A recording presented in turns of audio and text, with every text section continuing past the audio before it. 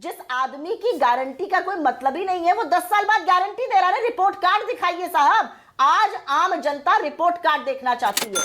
आप उसे जिसे मूर्ख कह रही हैं, ये आपका अहंकार है। रस्सी जल गई, ऐठ नहीं गई आपकी। जनता इसलिए नहीं सुनती कांग्रेस को क्योंकि इनकी विश्वसनीयता समाप्त हो गई। ये गठबंधन में ये है, न नेता तय है, न नीति, न नियत, और हर नेता, हर दल एक दूसरे को अपनी हैसियत बताने में लगा हुआ है। आपने किया ये सब, मेरे नाम पर झूठ का ठीकरा मेरे सर मत फोड़िए। मानक जी, क्या करना है? कांग्रेस पार्टी आज भी जनता को मूर्ख समझती है। उसे लगता है कि इंडिया गठबंधन बना लेने से जनता फिर से मूर्ख बन जाएगी। गाली वाली मैडम तो अपनी पूरी कोशिश की बीजेपी को घेरने की, पर कांग्रेस और इंडिया गठबंधन की सच्चाई सबके सामने। एक आम भारत का जो नागरिक है उसको बेरोजगारी से वो त्रस्त है, वो महंगाई से त्रस्त है। उसको बोला गया था पकौड़ा तल लो, ये भी रोजगार, उसने चलो मन मार के पकौड़ा तलना भी तैयारी कर ली। पकौड़ा तलने वाले तेल को 90 से 220 पर ले आए, आटे पर भी जीएसटी लगा दिया, बेसन पर भी है, और उसके बाद गैस का दाम 1000 रुपए पहुंचा दिया। जब चुनाव आते हैं तो नरेंद्र मोदी जी कहते हैं मैं 450 में सिलेंडर दूंगा। जहां चुनाव होगा पूरे देश में 450 में सिलेंडर क्यों नहीं देते? तो लोग ये दोहरा मापदंड लगातार देख रहे हैं, और लोग देख रहे हैं कि कैसे अपना मतलब सीधा करने के लिए भारतीय जनता पार्टी ने जनता को निरंतर मूर्ख बनाने का काम किया है। चुनाव में बड़ी बड़ी बातें होती हैं और उसके बाद नीलबटा सन्नाटा आता है जब उनका काम करने का वक्त आता है। और एक छोटी सी बात कह के अपनी बात खत्म कर देती हूं। आजकल एक नई लाइन चल रही है, मोदी की गारंटी। अरे मोदी की गारंटी तो 2 करोड़ रोजगार था, 15 लाख हर अकाउंट में थे, भारत को विकसित बनाना था, $5 ट्रिलियन इकोनॉमी थी, रुपए और डॉलर का एक दाम कर देना था, पेट्रोल को 40 पर बेचना था। जिस आदमी की गारंटी का कोई मतलब ही नहीं है वो 10 साल बाद गारंटी दे रहा है। रिपोर्ट कार्ड दिखाइए साहब, आज आम जनता रिपोर्ट कार्ड देखना चाहती है। ये डिबेट अच्छा डिबेट है, टीवी डिबेट के लिए अच्छा है, जनता के बीच में ये कोई डिबेट नहीं है, जनता के बीच में मुद्दों का डिबेट चल रहा है। नहीं, मुझे आश्चर्य है कि कांग्रेस की प्रवक्ता अपने ही बातों में क्या क्या बोल गई हैं। अभी कह रही है मुद्दा होगा जनता, और उसके पहले कह रही है कि जनता मूर्ख है। तो जनता मूर्ख है, अभी कह रही है कि उसके बहकावे में आ जाती है मूर्ख है, और फिर जनता ही मुद्दा है। ये कहना क्या चाहते हैं? जैसे कि रणदीप सुरजेवाला कहते हैं कि जो है जनता जो भाजपा को वोट देती है वो राक्षस है, वैसे ही आज सुप्रिया जी कह रही हैं। अरे आप इसी जनता ही तय करती है इस लोकतंत्र में। आप उसे जिसे मूर्ख कह रही हैं, ये आपका अहंकार है। रस्सी जल गई, ऐठ नहीं गई आपकी, क्योंकि अभी भी आपकी भावनाएं इस देश की जनता को उसी तरह मूर्ख समझने की है जैसा आपने 60 साल तक मूर्ख समझ के उसके साथ जो है वो शोषण किया था। इसीलिए आपको अब जवाब दे रहे हैं। ये लगातार जनता जवाब दे रही है। इनका काम है। अब मैं आता हूं मूल बात। मैंने एक जगह जनता को मूर्ख नहीं कहा। भाई अभी आपने अपने बयान पे बोला है भाई, जनता को छलावा आप देते हैं, जनता के साथ धोखा आप करते हैं। तो जनता को रोजगार 2 करोड़ सालाना देना था, 51,000 पर्चियां बांट रहे हैं, आपने किया है ये सब। मेरे नाम पर झूठ का ठीकरा मेरे सर मत फोड़िए। मानक जी, क्या करना है? इन्होंने यूज किया ना ये शब्द कि जनता को मूर्ख बनाते हैं। इसका मतलब क्या है? जनता मूर्ख है? क्या सब कहना चाहते हैं आप जनता को? इन्होंने यही कहा है ना मानक जी कि ये करके मूर्ख बनाते हैं। जनता मूर्ख है इस देश की, 140 करोड़ जनता मूर्ख है। तो ये इनकी सोच है, ये इनकी मानसिकता है। अब मैं आप छलावा करते हैं जनता के साथ, आप दगाबाजी करते हैं मानक जी, आप आरोपियों और शोषण करने वालों के साथ खड़े रहते हैं, आप लोकतंत्र का हनन करते हैं, आप मानक जी क्या है ये कानून बनाते ये क्या करवाना चाह रहे हैं? ओके चलिए आगे चलिए। के शर्मा आपकी बारी है, बात पूरी करिए। के शर्मा तो कराइए, चलिए। सीएम देना न देना ये इनका काम है, ये हमारा काम नहीं है। लेकिन मानक जी आप जब इस तर्क रखते हैं तो मैं उसका उत्तर देता हूं। अभी आपने 3 राज्यों की बात की। 3 राज्यों का चुनाव क्या था? 3 राज्यों का चुनाव भारतीय जनता पार्टी और कांग्रेस पार्टी के अगेंस्ट था। सिर्फ 2 पार्टियां थी। इस देश की जनता यदि आप 2014 से परिणाम देख रहे होंगे तो स्थायी सरकार की ओर जा रही है। जब भी वो मैंडेट देती है, इतना एक ही पार्टी को इतना मैंडेट देती है कि वो पूरे स्थायी सरकार बनाए। मैं मानता हूं कि हम कर्नाटक हारे, लेकिन कर्नाटक में भी मैंडेट दिया तो उसने खिचड़ी मैंडेट नहीं दिया, उसने दिया तो एकदम स्थायी सरकार के लिए दिया। क्यों दे रही है स्थायी मैंडेट? इसलिए दे रही है जवाब सुप्रिया बोलिए, उसके बाद आगे हमारे लिए काम करे। ये खिचड़ी सरकार, सुनिए एक बात, ये खिचड़ी सरकार ना आए ताकि वहां पर लेके हर कोई अपने राजनीतिक अस्तित्व के लिए लूट घसोट और भ्रष्टाचार में न डूबे। ओके सुप्रिया आपकी बारी है, बोलिए।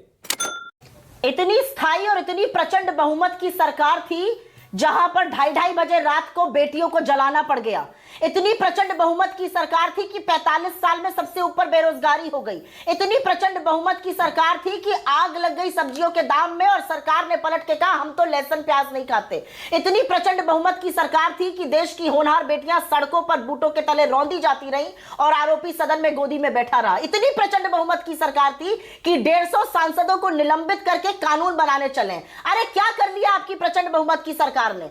सिवाय नफरत की आग फैलाने के आप लोगों ने क्या किया इस देश को विभाजित करने में? एक कीर्तिमान बताइए, एक आंकड़े पर बात कर लीजिए। ग्रोथ रेट आधी कर दी, रुपया 83 के पार कर दिया, पेट्रोल पर शतक लगा दिया। क्या किया आपने? और ये तब किया जब कच्चे तेल का दाम हमारी सरकार के बनिस्बत आधा था। तो आपने क्या किया? आपने लोगों को सस्ता तेल दिया? नहीं दिया। आप लोगों ने लोगों को सस्ती गैस दी? नहीं दी। आप लोगों ने तो पेंसिल, कलम, कागज, दवा पे तो आपने दवा पर, आपने हॉस्पिटल की बेड पर आपने जीएसटी लगाने का काम किया।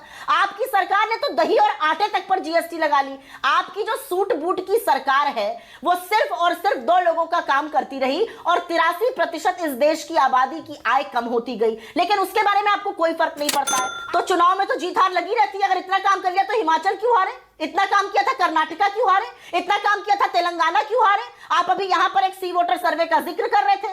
आधे से भी कम पॉपुलैरिटी है एनडीए की सदर्न स्टेट्स में, जहां पर 132 सीटें हैं। एक सीट नहीं जीतेंगे वहां पर। तो अगर आंकड़ों से ही बात करनी तो सारे आंकड़ों पर बात करनी। ओके, के शर्मा, आंकड़े दिखा के बात करने का के शर्मा बोलिए। सारी सदर्न स्टेट्स में 132 सीटें, एक सीट नहीं जीत रहा है वहां पर। मुझे आश्चर्य है की बात, उसी सर्वे की बात।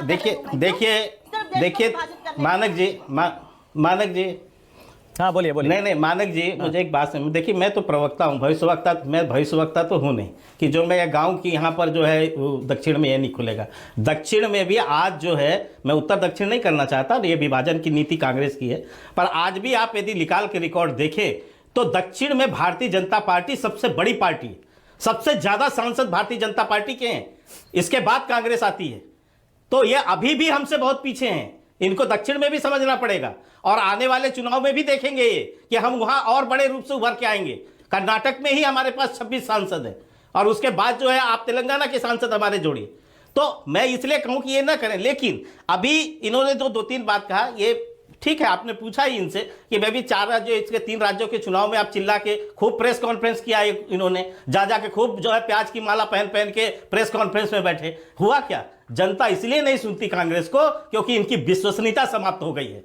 इनकी विश्वसनीयता इस देश के अंदर बची नहीं, कांग्रेस की साख नहीं बची है। और इसी का एक उदाहरण है कि 2 छोटी पार्टियां, 2 छोटी क्षेत्रीय पार्टियां मिलके जो है कांग्रेस पार्टी का लीडर तय कर रही हैं। कितने कमजोर पार्टी हो चुकी है, 150 साल पुरानी पार्टी बोलते हैं। 2 क्षेत्रीय पार्टियां ये तय कर रही हैं कि कांग्रेस का नेता कौन होगा, और ये भी तय कर रहे हैं, और ये भी तय कर रहे हैं कि राहुल गांधी मान्य नहीं है।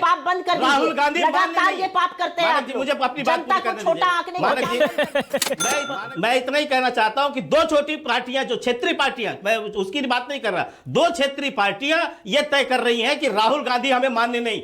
राहुल गांधी का अब जमाना गया, गांधी परिवार गया, इससे बाहर निकले, कांग्रेस मुक्त हो इससे। और ये तय कर रही है ममता जी। और अब मुझे सुप्रिया को मौका देना पड़ेगा। सुप्रिया छोटा सा जवाब।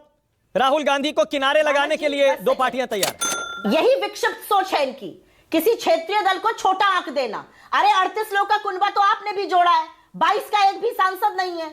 1-2 पार्टी ने तो कभी चुनाव नहीं लड़ा है, काहे कुनबा जोड़ के आप खड़े हैं? क्या प्रूफ कर रहे हैं, क्यों सिद्ध कर रहे हैं? असलियत यह है कि आपके सबसे पुराने घटक दल, चाहे वो शिवसेना हो, चाहे वो शिरोमणि अकाली दल हो, चाहे वो हनुमान बेनीवाल हो, चाहे वो जेडीयू हो, सबने आपसे किनारा कर लिया है। क्योंकि आप तो अपनों को पहले डस लेते हैं, तो आपका घटक दल तो पूरी तरह से टूट चुका है। विपक्ष के किसी भी नेता की मोदी जी के साथ टक्कर हो जाए तो मुद्दों पर विपक्ष के नेता जीत जाएंगे, क्योंकि मोदी जी 2 ही 4 लोगों की बात आप सुनते हैं, जनता की बात सुनते ही नहीं, अपने मन की बात करते हैं, अपने मन की बात थोपते हैं।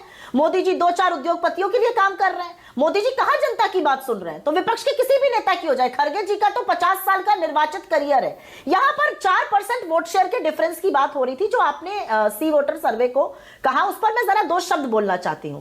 तेलंगाना में हमने करीब 20% बढ़त हासिल करी थी वोट में, 6 महीने के अंदर चुनाव पलट कर रख दिया था। तो 4%, और जब 60% वोट शेयर इस देश का एक साथ खड़ा होता है तो वोट पलटने में ज्यादा टाइम नहीं लगता। मैं 2-4 बातें और कह देती हूं। अमित शाह तो कहते थे 200 पार वेस्ट बंगाल में, कितनी सीटें आई थी? अमित शाह तो कहते थे 3/4 सीट आ रही है कर्नाटका में, कितनी आई थी?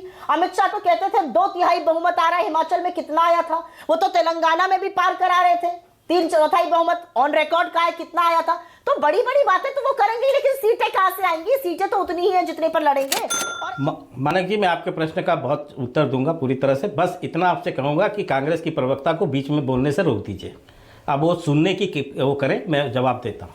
भगवान राम के संदर्भ में तो बोलने का कोई नैतिक अधिकार ही नहीं है इस कांग्रेस पार्टी को, जो सुप्रीम कोर्ट में एफिडेविट देके कहता हो कि भगवान श्री राम काल्पनिक है। उनको तो कोई नैतिक अधिकार ही नहीं है भगवान राम पर बोलने का। और इसीलिए शायद देश की जनता ने जो ये सनातन के समूल नाश की जो ये कल्पना लेके चले थे, इनके कांग्रेस के नेताओं ने ही कहा है कि इन 3 राज्यों में सनातन के अपमान ने ही इनको डुबा दिया। और देश भर से भी जो साफ होके ये 50 के आंकड़े पर पहुंचे हैं ना, ये भगवान राम के जो काल्पनिक होने और उनके प्रति अनादर के कारण से हुआ है। अब मैं आता हूं, आप जिस 4% की बात कर रहे हैं बिल्कुल सही, लेकिन इसी सी वोटर का एक और सर्वे है मानक जी, वो भी देखिएगा। इसके नहीं, इसके पहले का एक सर्वे जिसपे वो सर्वे करते हैं कि जब माननीय प्रधानमंत्री मोदी जी जो है चुनाव प्रचार के लिए उतरते हैं और जाते हैं, तो कम से कम 8 से 10% वोट का टर्नआउट बढ़ जाने वो भाजपा की तरफ मुड़ जाता है। ये भी सी वोटर का ही सर्वे है। और अभी आप जिस पीरियड की बात कर रहे हैं, मैं उसी पीरियड की बात करते हुए कह रहा हूं कि आज भी हम अपने पूर्ण बहुमत और प्रचंड बहुमत की सरकार बना रहे हैं। और आने, जबकि अभी न चुनाव प्रचार प्रारंभ हुए हैं, न टिकटों की घोषणा हुई है, न ये जो है अभी पूरी तरह से विजन भी जो है पूरी तरह से जनता के बीच जो मोदी जी का विजन है जो इतने सालों से आ रहा है और जिसका जो है जिसके प्रति लोगों की विश्वसनीयता है, वो विजन भी और भी सामने आने हैं। तो इसमें हम बहुत ज्यादा आशान्वित है कि आने वाले समय पर हमको जो है आशा है। भैया ये बदतमीजी बंद करो बदतमीजी। नहीं, 2014 में भी मोदी जी के चेहरे पर जीते हैं, 2019 का भी आम चुनाव जीते हैं और स्वाभाविक रूप से एक गैर कांग्रेसी सरकार हमने बनाया। लेकिन मैं एक बात कहना चाहता हूं कि एनडीए और इन गठबंधन जो है, इसमें अंतर क्या है, केवल इतना समझने की जरूरत है।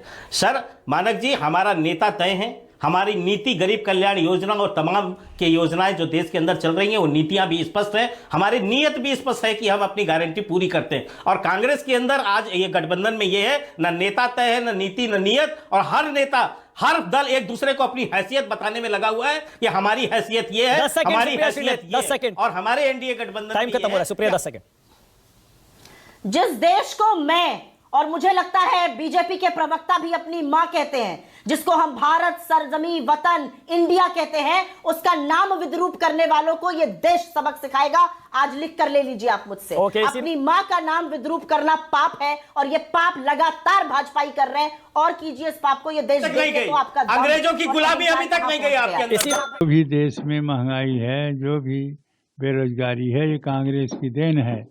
वहीं इसका जड़ शुरू हुआ है। कांग्रेस के समय में जो शुरू हुआ है वही आज भी चले आ रहा है। तो उनके शासन तो अब है नहीं, और राम के कृपा से भाजपा शासन में है, तो उनको ये लगेगा ही, खराब लगेगा। राम का निर्माण, राम का मुद्दा खराब लगता है। ये बेरोजगारी को ख़त्म करेगा और देश में शांति लाएगा। राम मंदिर का जो प्रभाव है वो देश में इसी रूप से शांति प्रदान करेगा। इसलिए जो बराबर इनको कष्ट हो रहा है और ये कांग्रेसी ज़्यादा परेशान है। राहुल गांधी अब आम चुनाव से पहले एक बार और यात्रा पर निकलने वाले हैं। वह 14 जनवरी से मणिपुर से मुंबई तक की यात्रा निकालेंगे, जो 20 मार्च तक चलेगी। 14 राज्यों से गुजरने वाली यह यात्रा पूर्वोत्तर भारत से देश के पश्चिमी हिस्से को जोड़ेगी। लंबे समय से चर्चा थी कि राहुल गांधी एक और यात्रा पर निकलने वाले हैं, जिसका अब ऐलान हुआ है। सूत्रों का कहना है कि रणनीति के तहत इसकी शुरुआत मणिपुर से करने का फैसला हुआ है, जहां भीषण दंगे हुए थे। इससे कांग्रेस दंगों के मामले में भाजपा को घेरने की कोशिश करेगी। इसके अलावा महाराष्ट्र तक जाने का प्लान है। यात्रा के तहत राहुल गांधी और उनकी टीम मणिपुर से शुरुआत कर नागालैंड होते हुए असम, मेघालय के रास्ते बंगाल आएंगे।